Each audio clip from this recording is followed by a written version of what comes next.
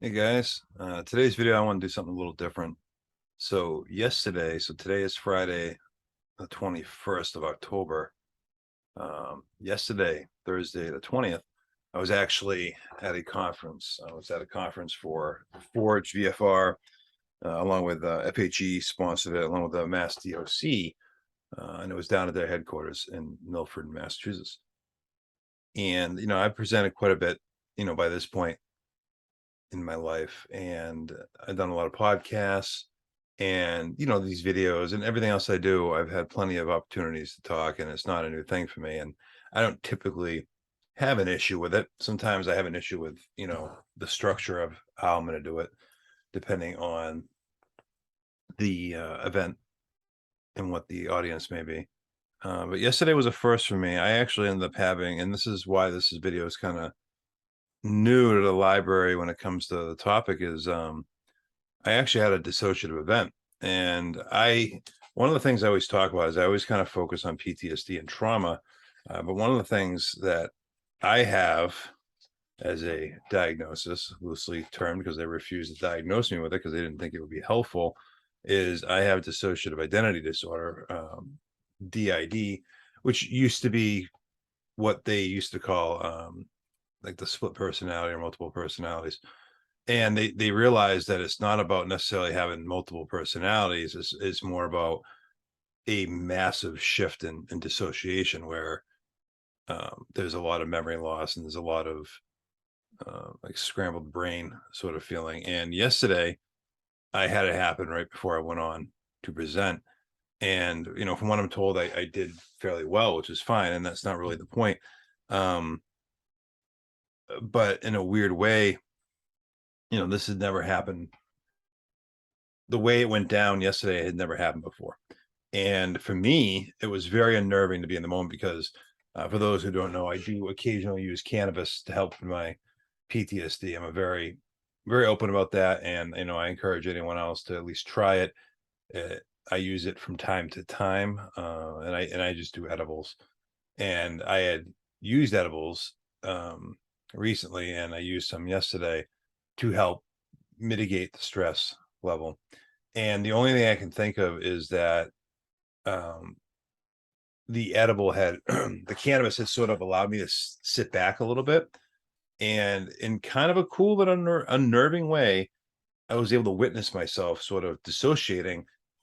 And I don't mean that in some sort of sci-fi way where I had an out-of-body experience, but for the first time, I could feel myself switching into that other Keith, if you will, the dissociative part, where the old protective me personality, however you want to view it, sort of was taking over. But I had sort of, I had the cannabis in my system, so I was sort of sitting on the sideline in a relaxed state. For some reason, the dissociation still happened. And yesterday was I also had a longer time presenting. I had an hour and a half to present, and it was very, very good. It was a good conference. Um, but for whatever reason, I dissociated, and I had never done a presentation dissociating, and I never done a moment of dissociation, realizing that consciously that I was fighting it. And dissociation is part of, it's not only part of the criteria for a PTSD diagnosis, but it is dissociation is one of the biggest parts of the complex PTSD end of things, which is why so many of us with complex PTSD end up getting dually diagnosed with um, DID a lot of times. And some doctors won't even diagnose it, because unless it's um, one of those far end of the spectrum cases where you're flipping in and out of your different personalities, if you will, on a daily basis, they don't typically like just throw the diagnosis at you. It almost, in my the way it was explained to me with my cases, it just kind of goes hand in hand with my complex PTSD, and it's not something that happens on a severe enough scale where it needs to be mitigated. Because with the therapy that I use and have been using, we're sort of handling that anyway, if that makes sense. So yesterday, when it happened, it was sort of different because I tend to, when I go to conferences, whether I'm speaking or not, for whatever reason, I've been tending to have a dissociative moment after. But for whatever reason, I had it during, and I had to try to hold together to do this presentation, and it was very weird because I could almost sense it happening and feel it happening, and that was never normally the case. Now, for me, I'm taking this as a learning opportunity, and one of the things I always push is to be better, right? I always these days I'm always about being better, and I always feel that even though I am doing better, I can always do better than I currently am. There's always room for improvement in all of us. And one of the things I got lax with was being more prepared for what yesterday was. That I was only one of three presentations. It was a longer presentation time. It was a different setup.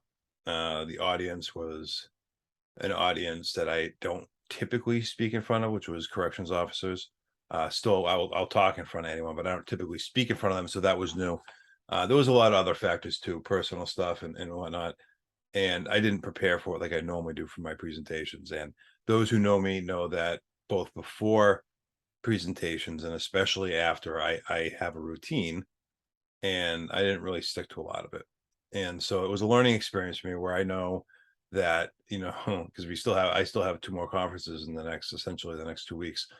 I know that before these next upcoming conferences that I have to stick to my guns. I have to prepare mentally and physically and information wise, just what I present. And this isn't like I actually had a nice conversation with one of the people that were there who presented from a professional standpoint, presented information, not their own experience, which is different than what I do because I present information, but I present it in the form of my own experience. And they were, one of the things that separates, teaching a class, at the fire academy or an EMS class, or if you're a doctor or whatnot, and you're giving a speech on, I don't even know, infections or healing rates or whatever it is, you're giving an informational talk, right? When those of us who present our stories and tie in what we've been through on a level that we do with the emotional power that we do, is different. And you can't, for me at least, I can't sit there with a stack of paper and be like, all right, at 20 minutes in, I want to be talking about this event. It's not really how it works. My outline for my presentations are, beginning, middle, end, and not specifics because it's a lived experience. So it's not like I really got to do research, but I do have to do prep work. And this nice conversation I had with this woman, um, it's humbling when you go to these because sometimes people are like, I don't know how you do what you do, but then people kind of go beyond that in a good way and elaborate on that. Like she was, she's like, I have no problem presenting. I've been presenting since when she was getting her doctorate, when she was doing all that stuff. So for like 35 years. And she's like, but I've never had her give a real personal story. And that has to be one of the hardest things to do, especially with the subject matter. And so when I go to these conferences and I hear these things, especially after I present, um, they're very humbling, and it's an honor to hear them because for those of us who do it, we just want to help people, and we don't necessarily, until it hits us, because it does hit us. I'm still sort of whacked out this morning, but we don't think about what we're really doing, how powerful it is, because it's our story. We live it every day. So that was really nice. But it was a learning experience. And I'm not saying that, I dissociated because I wasn't prepared, but um, learning what I did yesterday from not being prepared, and then learning what I did when the dissociation happened, where it was towards the end, I was having a hard time keeping it. I don't remember a lot of the last 30 minutes, um, which happens a lot with dissociation. And so weird things. And I see it as a good thing because for the first time I called myself out on dissociating and I fought it as much as I could. I still think I dissociated a little bit, but after it happened, when I was leaving, because it's sort of part of my after routine is my wife typically isn't at these events because she's loved them. Um, I call her or I let her know I'm ready to talk, depending on what the situation is. And I immediately told her, and that was something new for me, something she picked up on, was that I was telling her that I wasn't in a good spot, that I had dissociated, or I think I had dissociated. And then by the time I got home, I realized I had. And almost like a seizure, there's almost like a postictal phase when you dissociate. Only it typically lasts more than a few minutes. For me, I'm still kind of going through it. I'm still very cloudy in the head and sort of spacey.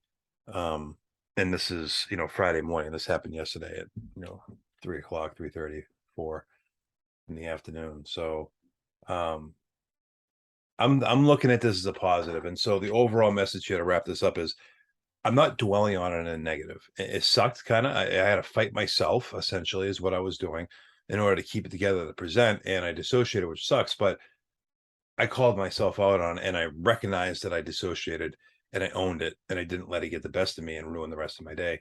And today, even though I'm still in a funk, I have a ton of stuff to do, and I'm still going to do it. And I'm going to own my shit, and I'm going to better prepared for the next presentation. And I'm going to be mindful to work on my dissociation with my therapist and let her know in an honest way that, this happened and something we should pay attention to.